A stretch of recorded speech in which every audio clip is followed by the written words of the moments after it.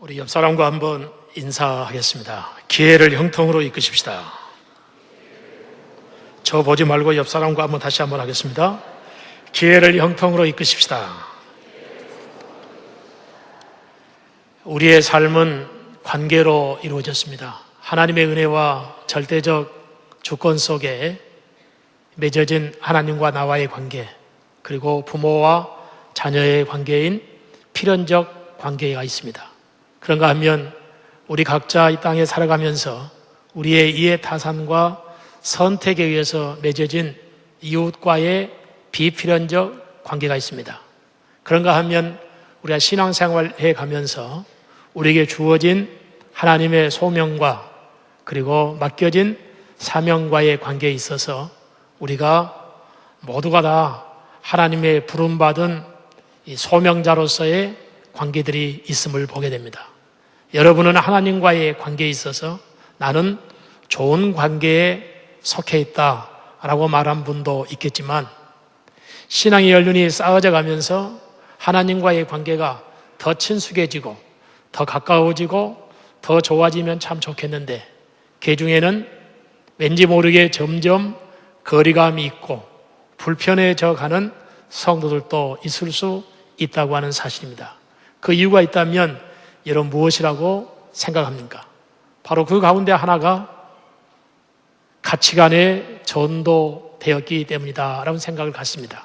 이를테면 하나님의 말씀이 우리의 삶에 절대적 가치의 기준이 되지 못하고 상대적 가치 기준이 되어서 믿음으로 반응하지 못한 것 때문에 하나님과의 관계가 아름답지 못하고 불편해져 가는 거리감이 있는 상태로 신앙생활하는 분들이 의외로 많이 있는 것 같습니다.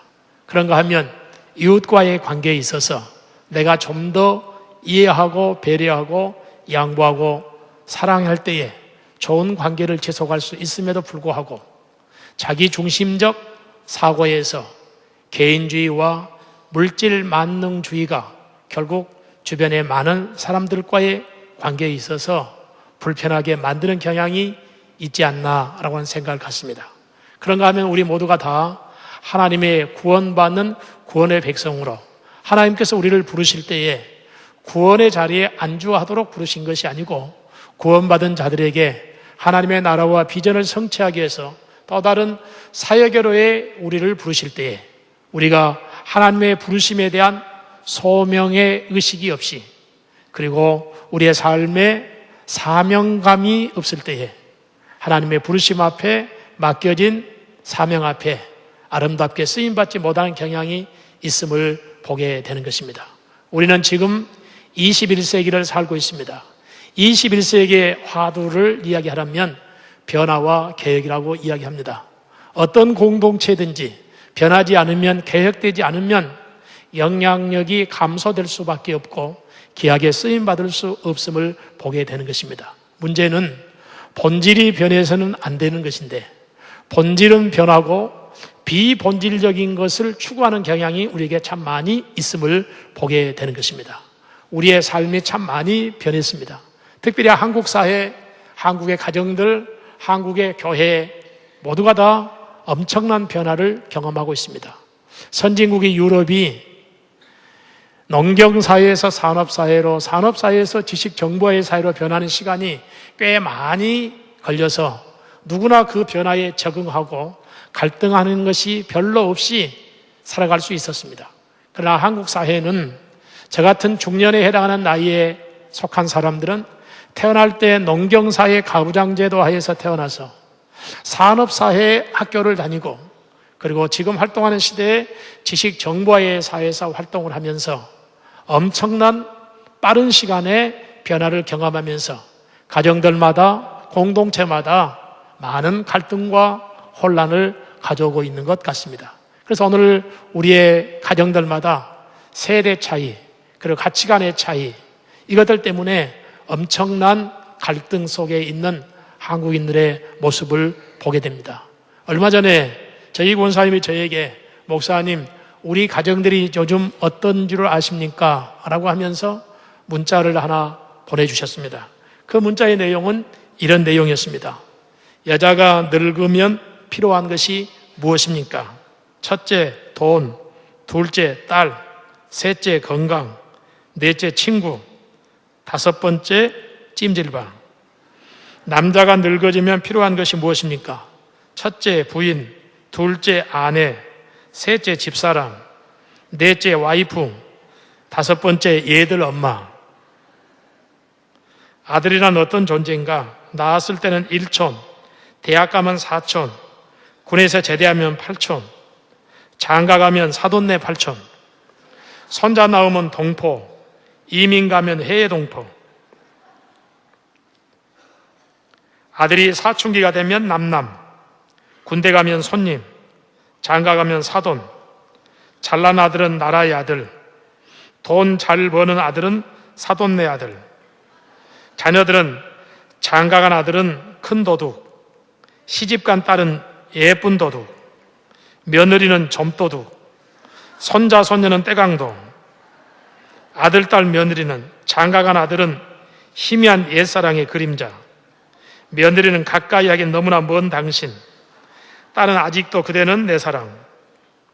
미치에다가 니은 여자 3인방, 며느리를 딸로 착각하는 시어머니, 사위를 아들로 착각하는 장모, 며느리 남편을 아직도 내 아들로 착각하는 엄마, 엄마의 일생, 아들 둘 둔 엄마는 이 집 저 집 떠밀려 다니다가 노상해서 죽고, 딸 둘 둔 엄마는 해외여행 다니다 외국에서 죽고, 딸 하나 둔 엄마는 딸네 집 싱크대 밑에서 일하다 죽고, 아들 하나 둔 엄마는 요양병원에서 죽는다. 재산 분배, 재산을 안 주면 맞아 죽고, 반만 주면 쫄려 죽고, 다 주면 굶어 죽는다. 남편은 어떤 존재인가? 집에 두면 근심덩어리, 데리고 다니면 짐덩어리, 마주 앉으면 왼수덩어리, 혼자 보내면 사고덩어리, 며느리에게 맡기면 구박덩어리. 이게 오늘날 우리 한국의 가정들이라면 여러분 슬프지 않습니까? 왜 이렇게 돼버렸습니까? 바로 그것은 가치관이 전도되었기 때문은 아닌가라고 하는 생각을 갖습니다. 오늘 우리의 모든 삶에 있어서 저마다 가지고 있는 가치관 중에 특별히 하나님의 사람으로서 하나의 말씀이 절대적 가치를 가져야 되는데 상대적 가치로 변질되고, 그리고 믿음보다 본질적인 것보다 비본질적인 것에 관심을 가짐으로 인해서 하나님 우리에게 맡겨준 일들을 감당함에 영향력을 극대화시키지 못하고 하나님의 비전을 성취시키지 못하는 경향이 우리에게 있음을 보게 되는 것입니다. 오늘 우리가 본문으로 본 마태복음 25장은 청국장입니다. 여러분, 청국장은 된장국 끓여 먹는 청국장이 아니고 하나님의 나라에 대해서 설명을 하고 있습니다. 그러면 천국과 하나님 나라는 다르냐라고 할 때에 역시 천국과 하나님 나라는 같은 의미입니다. 그런데 마태복음은 유대인을 상대로 하고 기록했기 때문에 유대인들은 하나님의 이름을 부를 수 없어서 하나님의 나라를 다른 용어로 사용했는데 그 단어가 바로 천국이라는 것입니다. 그러면 천국과 하나님 나라는 같은 의미를 갖고 있습니다.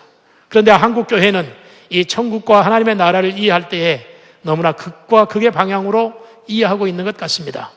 하나님 나라는 두 가지 시간의 개념에 있어서 현재적인 면과 미래적인 면이 있는데, 현재적인 면은 하나님의 다스림과 통치에 순종한 다스림에 통치받는 상태를 말한다면, 미래적인 면은 죽어서 가는 장소적인 의미를 말하고 있는 것입니다.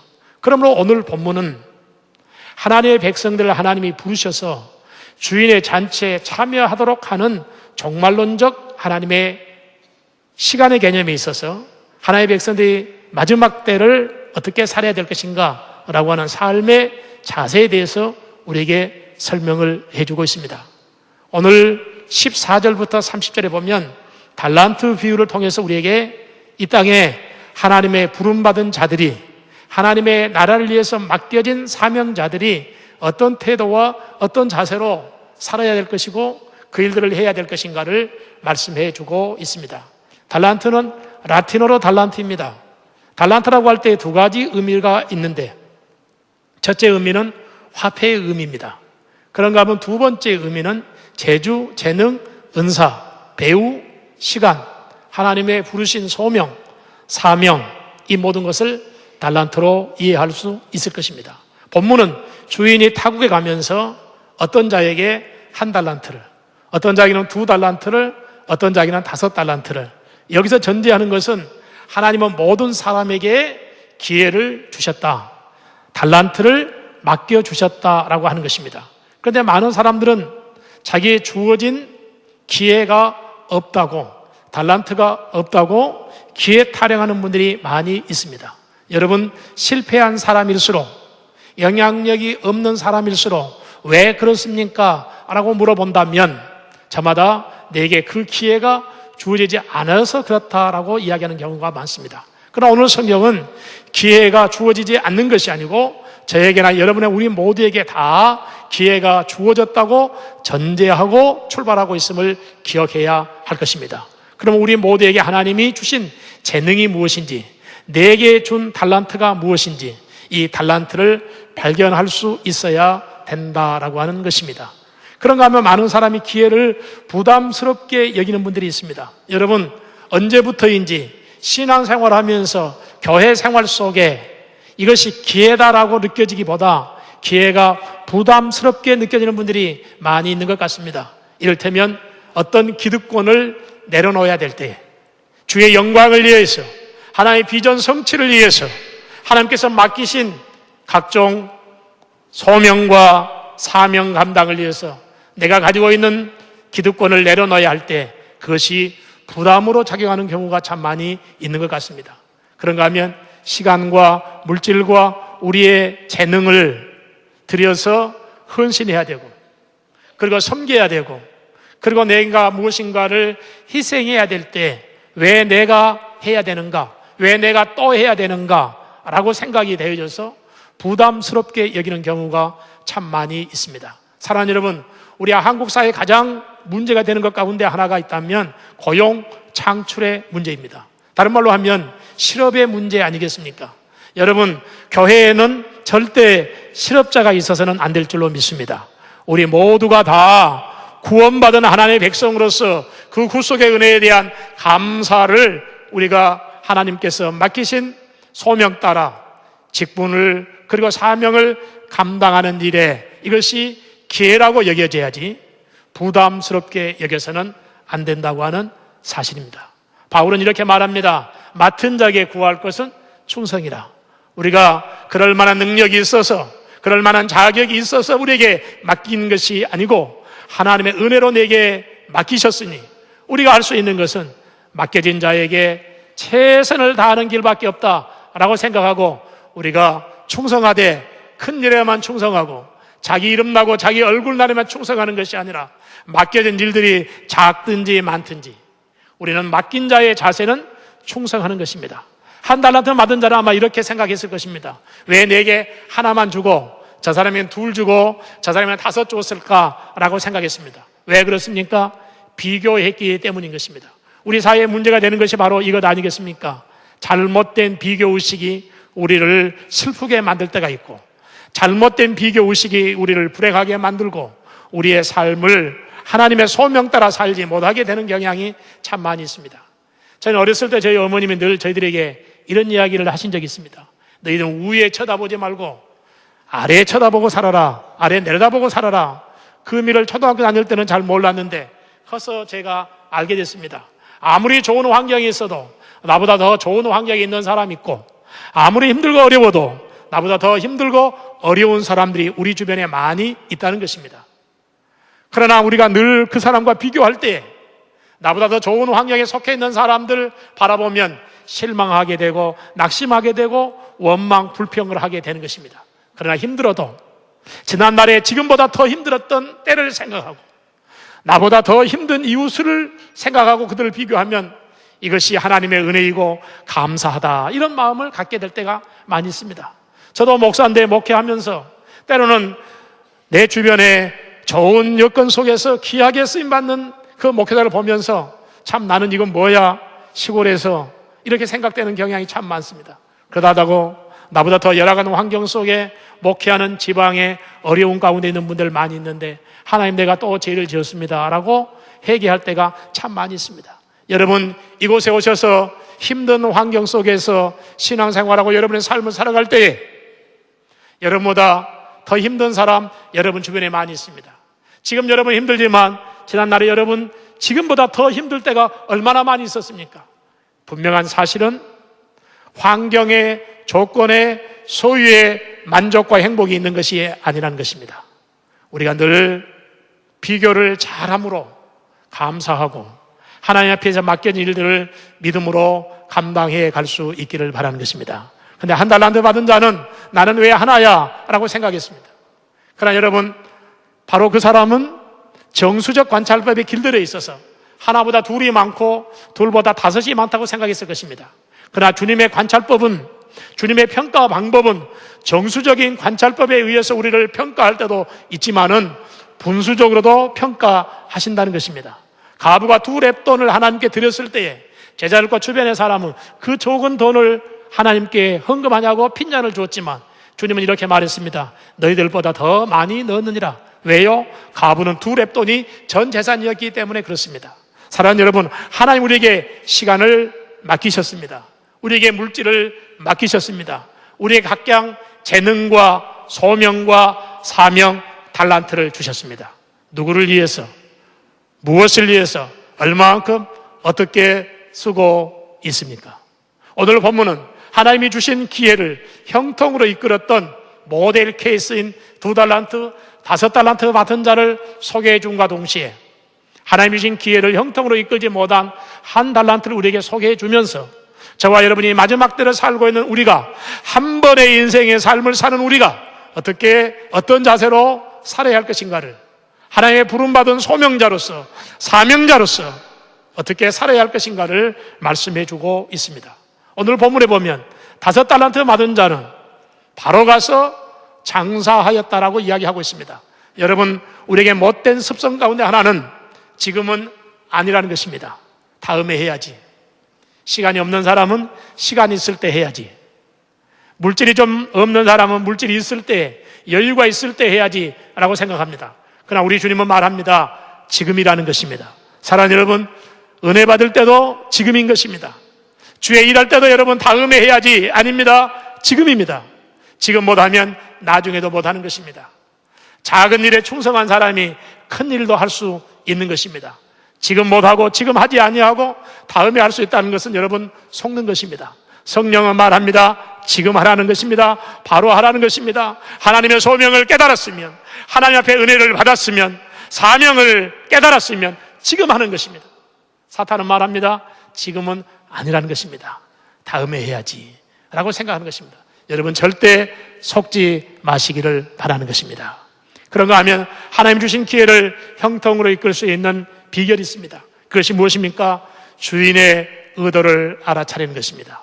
주인이 오늘 타국에 가면서 1달란트, 5달란트, 2달란트를 맡기면서 이걸 가지고 뭐 하라고 말하지 않았습니다.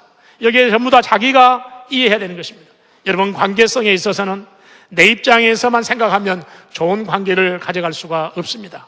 하나님과 나와의 관계에 있어서 하나님이 나를 왜 부르셨는지 이 부르심을 이야기할 때 우리는 소명이라고 이야기합니다.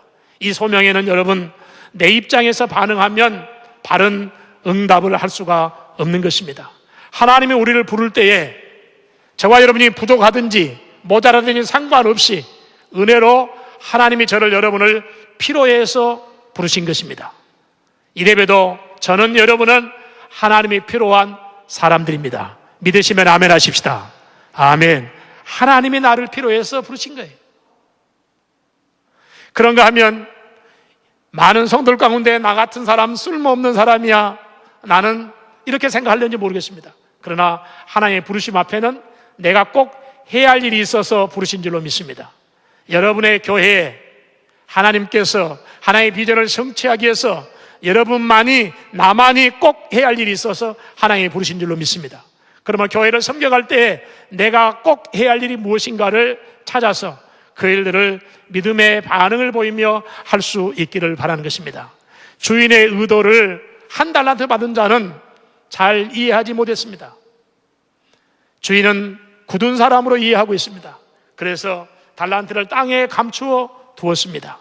오늘 저도 여러분도 주인의 의도를 잘 알지 못하면 한 달란트 받은 자처럼 하나님 앞에 부름받은 소명과 사명과 하나님이 주신 달란트를 주인의 의도대로 하지 아니하고 내 생각대로 그것을 관리하고 사용할 수 있다라고 하는 사실입니다.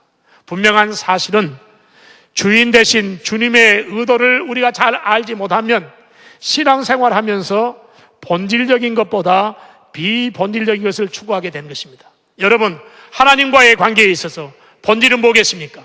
여러분, 예배에 왔는데 이 예배 시간에 본질이 무엇입니까? 여러분, 교회 생활하면서 본질이 무엇입니까? 많은 경우에 타락이 무엇입니까? 본질적인 것보다 비본질적인 것에 관심 갖고 그것에 에너지를 쏟고 그것을 향하여 달려가는 것이 타락 아니겠습니까? 오늘 많은 경우에 교회 중직자들이, 저와 여러분들이 하나님 앞에서 하나님과의 관계에 있어서 본질적인 것이 점점 비본질적인 것으로 우리의 관심과 우리의 삶이 향해 가고 있지는 않습니까? 오늘 한 달란트 받은 자는 주인의 의도를 잘못 이해해서 본질적인 것보다 비본질적인 자기중심적 사고에서 그것들을 이해하고 그리고 그것을 관리했던 것을 보게 되는 것입니다. 그럴 때 주님이 말합니다. 악하고 무익한 게으른 종이라고 말씀하고 있습니다. 사랑하는 여러분, 오늘 저도 여러분도 우리 모두가 하나님 앞에 부름받았는데 우리 모두가 다 믿음의 사람들입니다. 우리 모두가 다 나름대로 헌신하고 그리고 나름대로 섬기고 나름대로 순종하고 충성하는 사람들입니다. 문제는 주인의 의도를 따라서 주인의 마음에 합하게 하면 얼마나 좋겠습니까? 그런데 지나친 나의 열심이 주인과 상관없이 내 열심으로 하다가 주의 영광 가릴 때가 많고 교회에 덕이 되지 못할 때가 많이 있음을 보게 되는 것입니다. 우리 모두 다 하나님 앞에서 어떤 자세로 주의 몸된 교회를 섬겨가며 신앙생활 해가고 있습니까? 저는 시골에서 자랐는데요, 저희 동네에서 해창이라는 동네가 약 3km가 됩니다. 지금은 시골에 그런 분이 없지만 옛날에는 주인 댁에서 먹고 자고 살면서 1년 내내 일을 하고 쌀 엿가마를 받았습니다. 이런 분들을 머슴이라고 그랬는데요, 저희 동네에도 이 머슴이 있었는데 그분 이름이 가뱅입니다. 그런데 어느 날 주인 아저씨가 해가 지는 밤에 이 가뱅이 아저씨를 불러서 자네 내일 아침 일찍 일어나서 해창 좀 다녀오소. 해창은 3km가 되는 거리입니다. 지금처럼 도로가 포장되어 있는 것도 아니고 비포장이고 넓은 길도 아니고 아주 좁은 길이었습니다. 3km를 갔다 그리고 오면 6km 걸리는 것입니다. 그 다음날 아침이 됐습니다. 어르신이 그 가뱅이 아저씨를 찾는데 없는 겁니다. 동네를 다 뒤져도 한나절을 뒤졌는데 가뱅이 아저씨가 없어요. 신부로 모이려고 이 가뱅이 아저씨를 찾는데 없어요. 점심때쯤 되니까 어디서 나타났습니다. 아니, 이 사람 어디 갔다 오냐고 그랬더니 어르신, 제가 아침 일찍 일어나서 해창 갔다 오는 길입니다. 감이 참 안 오십니까? 해창 뭘 갖다 주는 건지, 가서 뭘 가져오라는 건지 주인의 의도를 알아서 해야 되는데 아무 생각 없이 아침 일찍 일어나서 해창 3km를 갔다가 다시 3km 돌아온 것입니다. 잘 이해가 안 가면 제가 실물 교육을 하겠습니다. 3km를 간 겁니다.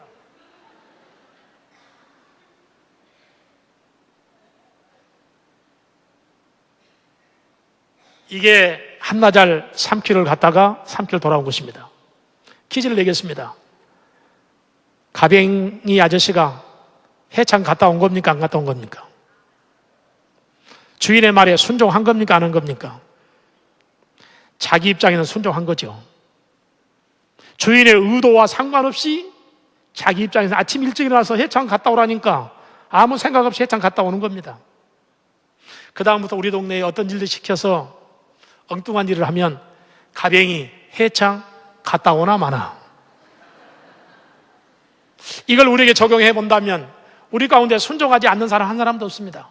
문제는 주인의 의도와 상관없이 내 입장에서 순종하면 주님의 마지막 날에 순종하나 마나, 가뱅이 해창 갔다 오나 마나처럼 순종 하나마나. 의외로 교회 안에 현대판 가병이들이 많이 있다는 것입니다. 우리 옆선에서 합시다. 현대판 가병이가 되지 맙시다. 저 보지 말고 옆 사람에게 하는 겁니다. 다시 한번 하겠습니다. 현대판 가병이가 되지 맙시다. 교회 안에 의외로 많이 있습니다. 순종한다니까요. 나름대로 헌신한다니까요. 문제는 주인의 의도와 상관없이 순종하고 주인의 의도와 상관없이 헌신하기 때문에 나는 나름대로 순종했어요. 나는 나름대로 섬겼어요. 그런데 주님이 보실 때는 주인의 의도와 상관없이 하기 때문에 순종 하나 마나, 가병이 해창 갔다 오나 마나 하는 그런 결과를 가져오는 경향이 참 많이 있음을 보게 된 것입니다. 그런가 하면 결사한 의식이 없을 때에 하나님이 주신 소명 따라 그 기회를 선용하지 못하게 된 것입니다. 오늘 주인이 타국에 가면서 1달란트, 2달란트, 5달란트 맡기고 끝나는 것이 아니고 시간이 지난 다음에 돌아와서 회개할 때, 결산할 때라고 말씀하고 있습니다. 여러분, 우리 인생은 결산을 해야 하는 것입니다.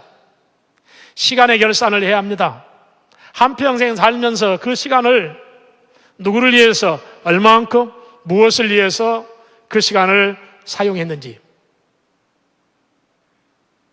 지금까지 살아온 날도 많이 있지만 이 자리에 앞으로 살 날이 결코 많지 않는 분도 많이 있습니다. 지금까지 여러분 그 시간들을 무엇을 위해서, 누구를 위해서, 어떻게, 얼마만큼 시간을 사용하셨습니까? 주님이 훗날 우리에게 이 시간의 결산을 요구할 겁니다. 태어나서 지금까지, 아니 마지막 생을 마감할 때까지 하나님께서 우리에게 맡긴 물질들로 있을 것이고 재능과 은사와 기회와 소명과 사명이 우리의 각자에게 있습니다. 여러분, 맡기는 것으로 끝나지 않습니다. 반드시 주님은 그것을 결산할 때가 있습니다. 히브리서 9장 27절에 사람이 한 번 죽는 것은 정한 이치지만 그 다음에 반드시 심판이 있다고 말씀하고 있습니다. 여러분, 우리는 심판을 믿습니다. 죽음으로 끝나는 것이 아닙니다. 내 생이 마지막으로 끝나는 것이 아닙니다.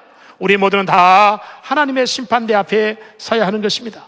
남은 삶 동안 세상 사람들처럼 못 사는 것입니까? 안 사는 것입니까?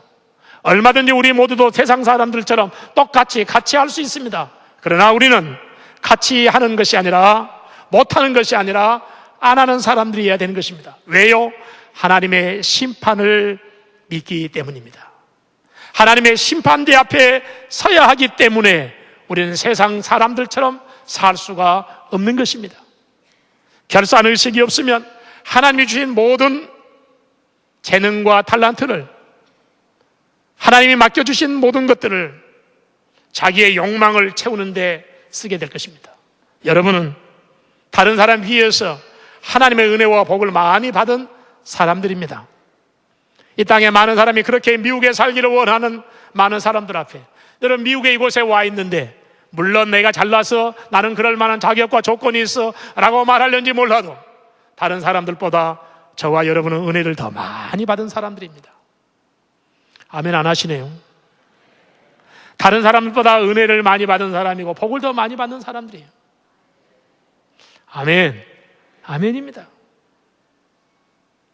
문제는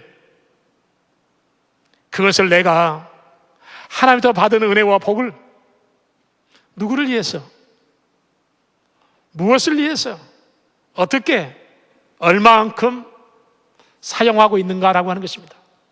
우리 모두는 주인이 아닙니다. 하나님이 내 인생의 주인이시고 내가 가진 모든 것의 주인이 하나님이십니다. 하나님의 은혜로 우리에게 맡겨주신 그 사명 따라 우리는 그것을 관리하는 청지기인 것입니다.